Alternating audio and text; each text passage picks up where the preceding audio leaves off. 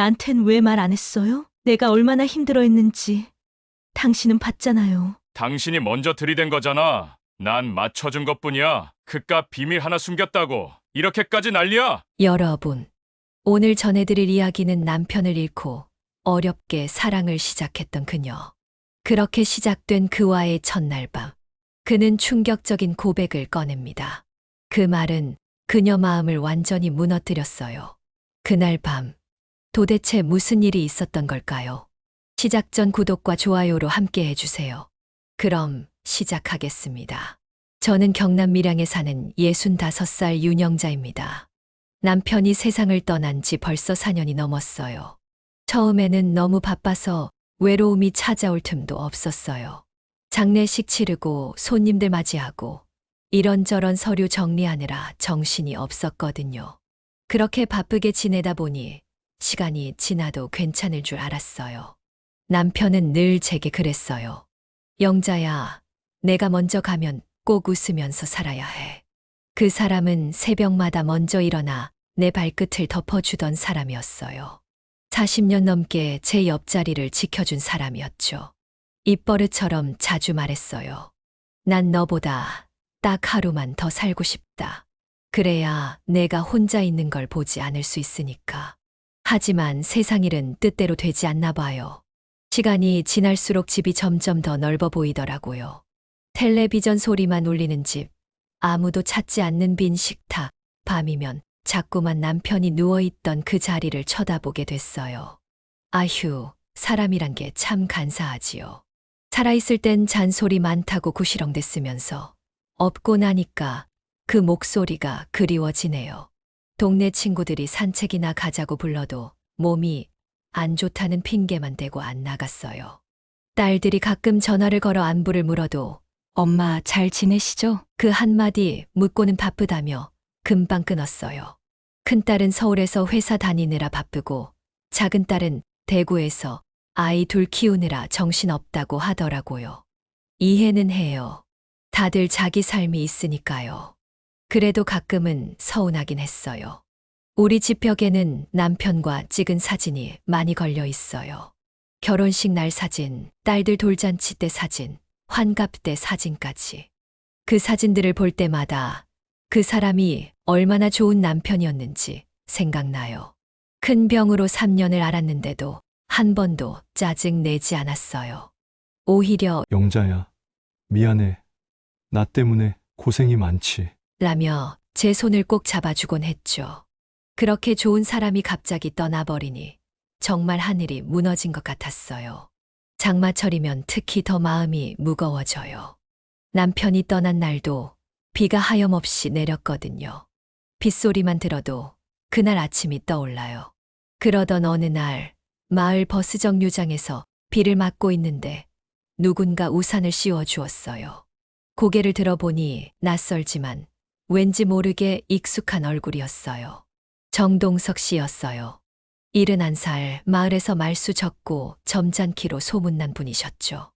마을에 온 지 얼마 안 된 분이라 자세히 몰랐지만 가끔 마을회관에서 얼굴을 본 적은 있었어요. 처음엔 그냥 지나치려 했는데 가까이 다가오니 많이 맞으셨네요. 함께 가실까요? 하고 조용히 물어보시더라고요. 그날은 그냥 고맙다는 인사만 하고 헤어졌어요. 근데 그 뒤로 자꾸 마주치게 되었어요. 마을 텃밭에서, 슈퍼마켓 앞에서, 마을회관 가는 길에서요. 매번 짧은 인사를 나누는 정도였지만 그 잠깐의 대화가 하루를 따뜻하게 만들어 주었어요. 처음엔 그저 동네 사람일 뿐이라고 생각했어요. 그런데 점점 그 사람의 친절함이 눈에 들어오기 시작했어요. 한 번은 제가 슈퍼에서 장을 보고 무거운 봉지 여러 개를 들고 가는데 멀리서 걸어오더니 제가 들어드릴게요 라며 받아가는 거예요. 남자들은 보통 그런 일에 나서지 않잖아요. 근데 그 사람은 달랐어요. 동석 씨는 항상 조용하고 말이 없었어요. 그래서 처음엔 좀 무섭게 느껴지기도 했어요. 마을에서도 저 아저씨는 말이 없어서 좀 이상해라는 소문도 있었어요. 하지만 제가 봤을 땐 그냥 수줍음이 많은 사람 같았어요. 어느 날은 텃밭에서 일하고 있는데 동석 씨가 다가와 물병을 건네주었어요. 더운데 물 한 모금 드세요. 그 작은 친절이 마음에 와닿았어요.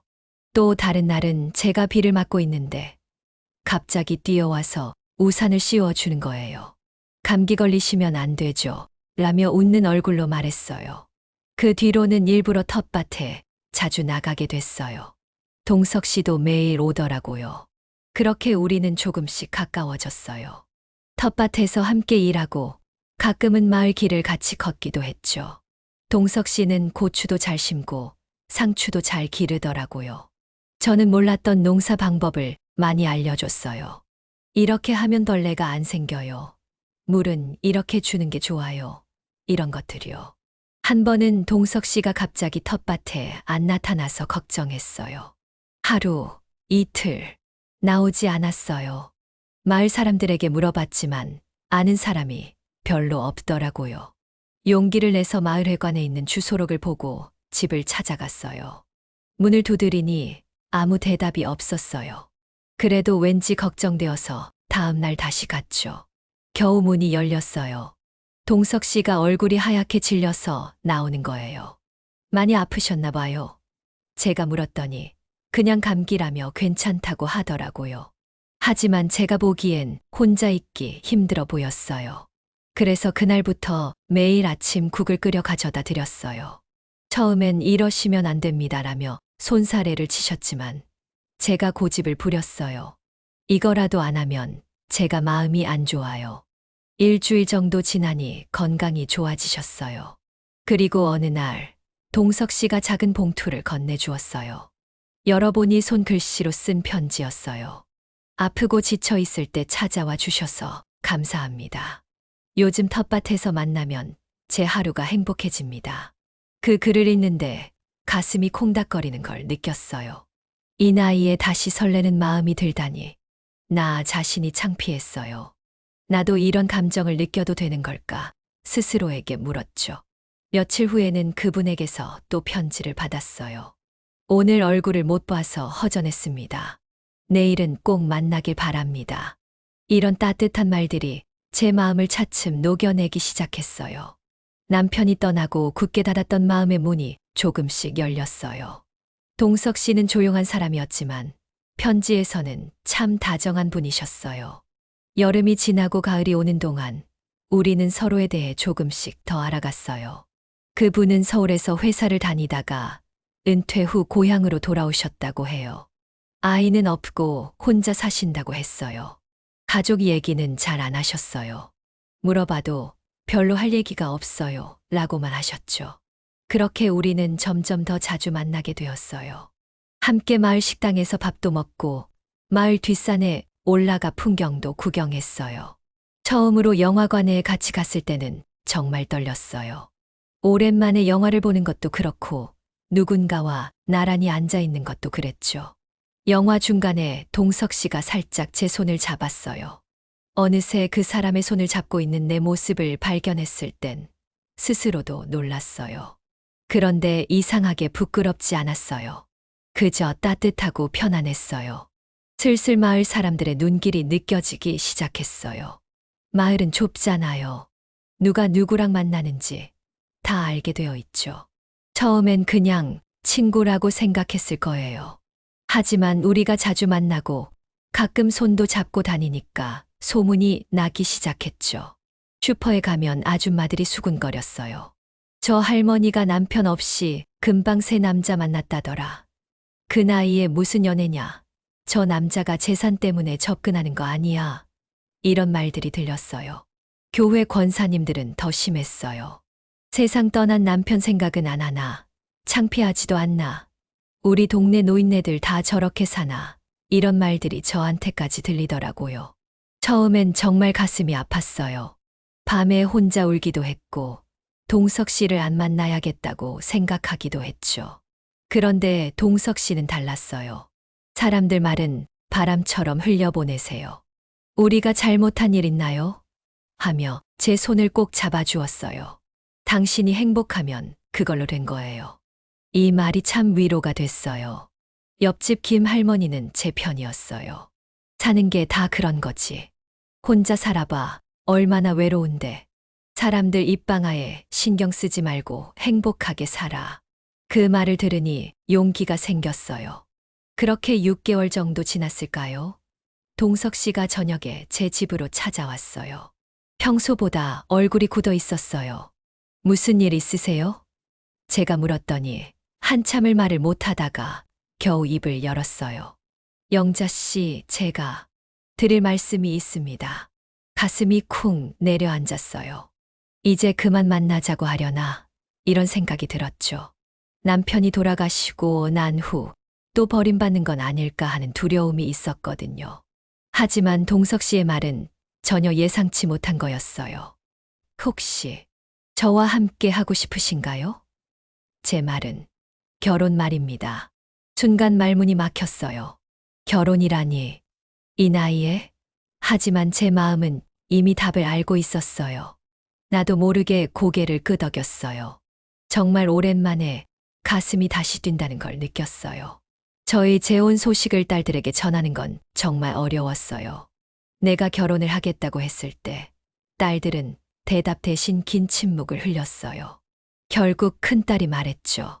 그분 한번 얼굴은 뵙고 싶네요. 그냥 어떤 분인지 보고 싶어요. 그 말투엔 아직도 받아들이지 못한 마음이 가득했어요. 하지만 저에겐 허락보다 이해가 필요했어요. 딸들이 동석 씨를 만나던 날이 아직도 생생해요.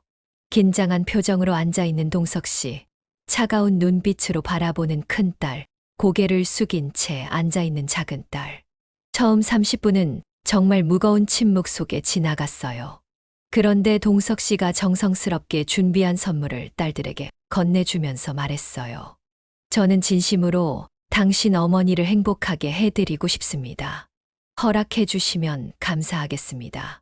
그리고 깊게 고개를 숙였어요. 큰딸이 먼저 마음을 열었어요. 아저씨, 우리 엄마 힘들게 하면 가만 안 둘 거예요. 그래도 처음보다는 부드러운 말투였어요. 작은 딸은 여전히 불만이 있었지만 엄마의 행복을 위해 참는 모습이었어요. 그렇게 2개월 후 우리는 작은 결혼식을 올렸어요. 마을회관에서 간단하게 식을 했어요. 마을 이장님이 주례를 봐주셨고 동네 어르신들과 딸들이 참석했어요. 작은 딸은 여전히 못마땅한 표정이었지만 그래도 와줘서 고마웠어요. 결혼식이 끝나고 우리는 같이 살게 됐어요. 작은 시골집이지만 둘이 함께하니 정말 따뜻했어요. 저는 매일 아침 일찍 일어나 밥을 짓고 동석 씨는 마당과 텃밭을 가꿨어요. 마치 오래된 부부처럼 자연스럽게 하루하루를 보냈죠. 결혼한 지 일주일쯤 되던 날, 그러니까 우리의 첫날 밤이었어요. 시골에서는 결혼해도 바로 한 방을 쓰지 않는 경우가 많거든요. 서로 어색하니까요. 그날 저녁 동석 씨가 제 방문을 살짝 두드렸어요. 들어와도 될까요?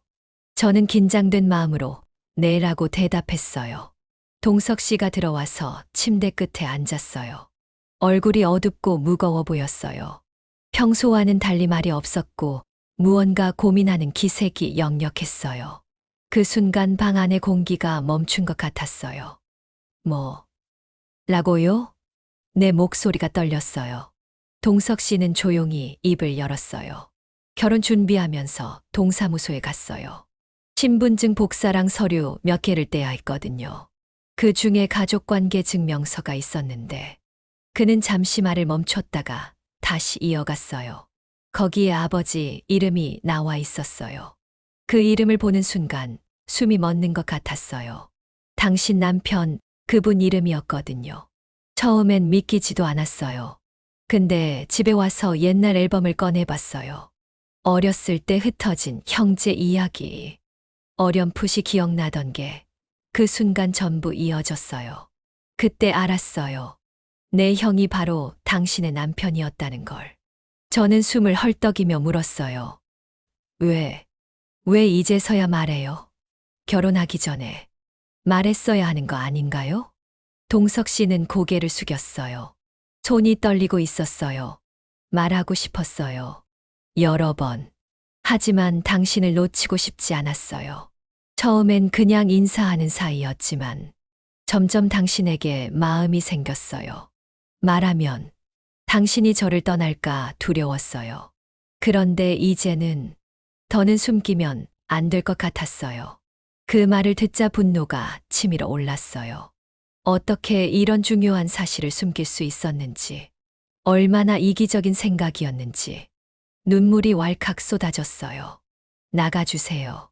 지금은 아무 말도 하지 마시고, 그냥 나가주세요. 동석 씨는 말없이 일어나 방을 나갔어요. 저는 침대에 쓰러져 오열했어요. 남편과 동석 씨가 형제라니 믿을 수가 없었어요. 배신감, 혼란, 공포가 한꺼번에 몰려왔어요. 밤새 눈을 감지 못했어요. 아침이 되어서야 정신을 차렸어요. 어떻게 해야 할지, 누구에게 의지해야 할지, 딸들에게 이 사실을 알려야 할까요? 한참을 고민했어요. 하지만 결국 딸들이 내 편이 되어줄 사람들이라 생각했어요. 전화를 걸었어요.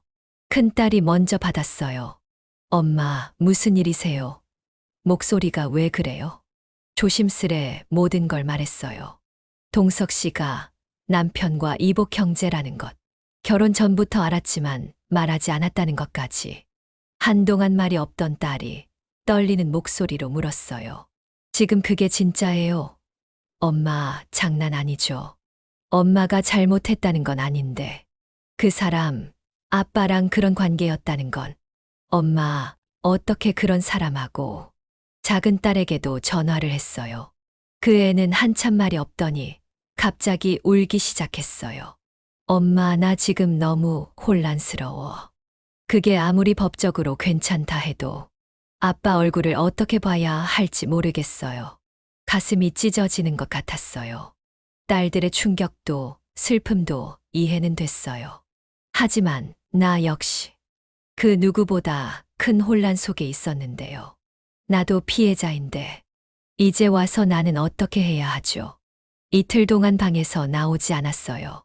동석 씨가 문 앞에 밥을 놓고 가는 소리만 들렸어요. 가끔 괜찮으세요? 라고 물어보는 목소리. 하지만 대답하지 않았어요. 셋째 날 용기를 내서 방문을 열었어요. 거실에 앉아있는 동석 씨와 마주쳤어요. 그는 수척해 보였어요. 며칠 동안 잠을 못 잔 것 같았어요. 정말 죄송합니다. 이렇게까지 될 줄은 몰랐어요. 그가 먼저 말을 꺼냈어요. 저는 차갑게 물었어요. 왜 그때 말 안 했어요?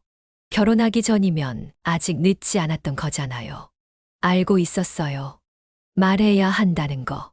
근데 그 순간 내가 말하면 당신이 등을 돌릴 게 뻔했어요. 그게 너무 두려웠어요. 그래서 숨긴 거예요? 이런 걸 숨긴 채로 결혼까지 한 거냐고요. 그땐 내 마음 하나밖에 안 보였어요. 당신을 놓치기 싫다는 생각만. 제 욕심이었죠. 아주 어리석은. 며칠 동안 아무 말도 없이 시간이 흘렀어요. 그 사람은 말없이 식사를 챙겼고 나는 계속 방 안에만 머물렀어요. 일주일이 지나던 날 그가 천천히 옷가지를 정리하고 있었어요. 조용히 작은 가방에 몇 벌의 옷만 넣고 있었죠. 내가 먼저 말을 꺼냈어요. 떠나실 건가요? 내가 조용히 물었어요. 동석 씨는 한참 망설이다 고개를 끄덕였어요. 괜찮아요. 이해해요. 처음부터 욕심이었죠. 당신에게 이런 아픔을 줄 거라는 걸 알면서도 저는 아무 말 없이 창밖을 바라봤어요. 마당엔 우리가 함께 심은 들꽃들이 피어 있었고 텃밭에는 상추며 고추가 잘 자라고 있었어요. 그 모든 걸 우리가 같이 가꿨다는 사실이 왜 그리 가슴을 아프게 했는지 머릿속은 혼란스러웠어요. 잘못된 관계야 용서할 수 없어. 이렇게 말하는 내 아내 소리가 있었고 또 한쪽에서는 그래도 이 사람 보내면 난 또 혼자가 되는 거야. 그런 마음이 울고 있었어요. 딸들의 반대, 마을 사람들의 시선, 그 모든 게 머릿속을 스쳐 지나갔어요. 하지만 그보다 더 오래 머물던 건 동석 씨가 옆에 있을 때 내가 얼마나 따뜻했는가였어요. 그가 조용히 현관문을 열려던 순간 나는 작게 말했어요. 기다려요. 그가 돌아봤어요. 눈가가 젖어 있었어요. 우리 다시 한번 생각해봐요.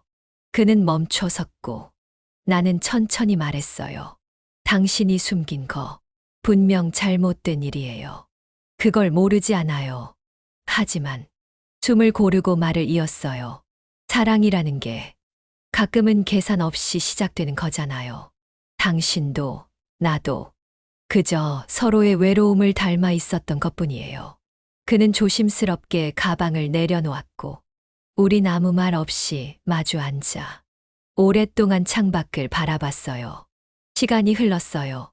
딸들은 여전히 완전히 이해하지는 못했지만 이제는 전화를 받고 가끔 안부도 물어요. 사람들은 여전히 말이 많아요. 하지만 더 이상 그 말들에 휘둘리진 않아요.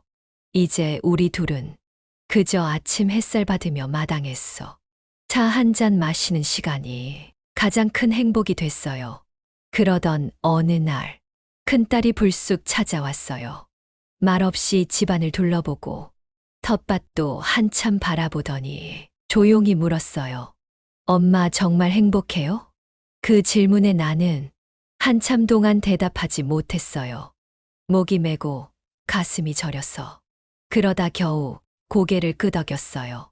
세상에는 법으로도 말로도 설명되지 않는 관계가 있어요. 때론 누군가를 사랑한다는 이유만으로 비난을 받기도 하죠. 하지만 저는 믿어요. 내가 진심으로 누군가를 아끼고 그 사람과 함께 있는 게 내 인생에서 가장 따뜻한 선택이라면 그걸 후회할 이유는 없다는 걸요. 혹시 여러분이라면 그 사람을 용서하실 수 있었을까요? 그런 사랑 받아들일 수 있으셨을까요?